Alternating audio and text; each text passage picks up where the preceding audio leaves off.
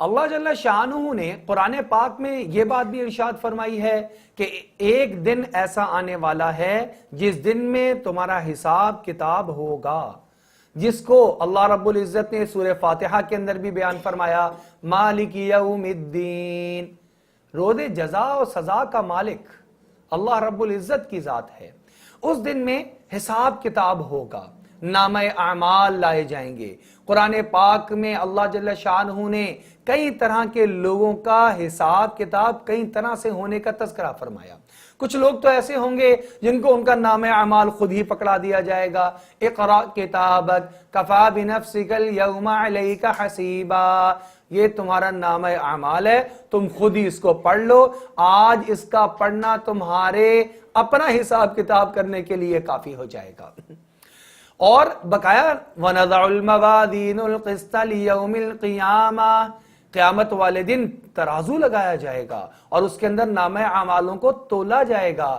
جو سب سے پہلے حساب کتاب ہوگا، سب سے پہلا حساب تو ایمان کا حساب ہے کہ اللہ کو مانتے ہو کہ نہیں مانتے۔ اس کے بعد اعمال میں جب آتے ہیں تو اعمال میں حقوق اللہ کے اندر سب سے پہلا حساب نماز کا ہوگا۔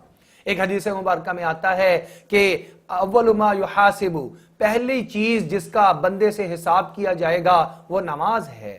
اگر نماز پوری اور کامل نکل گئی تو بقایا اعمال بھی اس کے کامل اور مکمل نکلتے چلے جائیں گے، اور اگر خدا نہ خواستہ نماز میں کمی رہ گئی تو بقایا اعمال میں بھی اس کے کمی نکلتی چلی جائے گی۔ لہٰذا قیامت والے دن سب سے پہلے حقوق اللہ میں جو سوال کیا جائے گا اعمال کے اعتبار سے وہ نماز کا ہوگا۔ اسی لیے ہمارے پیارے نبی صلی اللہ علیہ وسلم سے ایک صحابی نے آ کر پوچھا، ای العمل افضل، اے نبی صلی اللہ علیہ وسلم، اعمال میں سب سے فضیلت والا عمل کیا ہے؟ اب اس سوال کے جواب میں آپ صلی اللہ علیہ وسلم نے مختلف لوگوں کے یعنی کہ پوچھنے والے کے حالات کے مطابق مختلف جوابات مرحمت فرمائے ہیں۔ اس مقام پر ارشاد فرمایا کہ نماز کو اپنے اول وقت میں ادا کرنا یہ سب سے فضیلت والا عمل ہے۔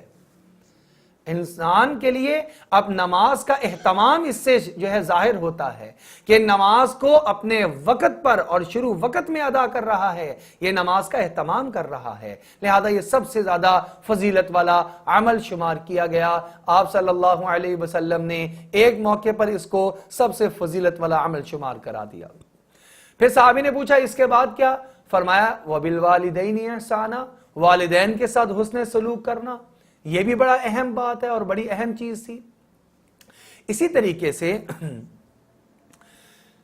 حضرت علی رضی اللہ عنہ روایت کرتے ہیں کہ نبی اکرم صلی اللہ علیہ وسلم جب اس دنیا سے تشریف لے جا رہے تھے تو جو آخری کلمات امت کے لیے نصیحت والے تھے اور وصیت والے تھے وہ کس قدر اہمیت کے حامل ہوں گے کہ ایک مشفق امت، ایک نبی اکرم صلی اللہ علیہ وسلم جو کہ اپنی امت پر انتہائی شفیق ہیں، رحمت للعالمین تو ویسے ہی ہیں، لیکن اس امت پر رؤوف بھی ہیں، رحیم بھی ہیں، اللہ نے صفات بیان فرمائی ہیں، اور اس قدر کڑتے ہیں، اس قدر دعائیں مانگتے ہیں کہ یہ امت بخشی جائے کہ روتے روتے آپ صلی اللہ علیہ وسلم کے سینہ مبارک سے ایسی آواز آتی ہے جیسے کہ ہانڈی کے پکنے کی آواز آ رہی ہو، اتنا غم بھرا ہوا ہے۔ اللہ جل شانہ کو تسلی دینی پڑ رہی ہے، لعلک باخع نفسک علی آثارہم، کیا آپ ان لوگوں کے پیچھے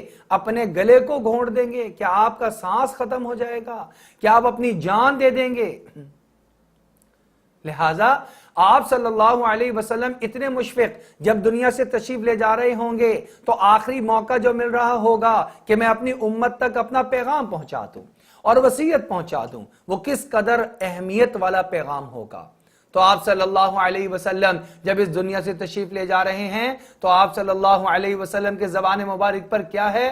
الصلاۃ الصلاۃ وما ملکت ایمانکم، نماز کا اہتمام کرنا، نماز کا اہتمام کرنا اور اپنے ماتحتوں کے ساتھ اچھا سلوک کرنا، یعنی حقوق اللہ کی طرف بھی اشارہ فرما دیا، اور اس میں سب سے اہم چیز نماز ہے۔ نماز اللہ سے جوڑنے کا ذریعہ، اللہ کا خوف دل میں پیدا کرنے کا ذریعہ۔ نماز ادا کرے گا تو اللہ کا خوف پیدا ہوگا اور بقایا تمام حقوق اللہ کو بھی آباد کر دے گا۔ اسی طریقے سے وما ملکت ایمانکم، علماء مفسرین فرماتے ہیں اس میں حقوق العباد کی طرف اشارہ۔ اپنے ماتحتوں کے حق کو اگر ادا کر دے گا تو اپنے ہمسایوں کے حقوق کو، اپنے سے بڑوں کے حقوق کو بھی انشاءاللہ تعالی العزیز یہ ادا کرنے کا اہتمام کرے گا۔ لہذا سب سے آخری جملہ اور کلمہ جو اس امت کے لیے بطور نصیحت اور وصیت کے آپ صلی اللہ علیہ وسلم نے ارشاد فرمایا، اس میں بھی نماز کا ذکر ہمیں ملتا ہے۔ یہ اہمیت ہے کہ یہ تو کسی صورت میں بھی ایک مسلمان کو نماز نہیں چھوڑنی چاہیے۔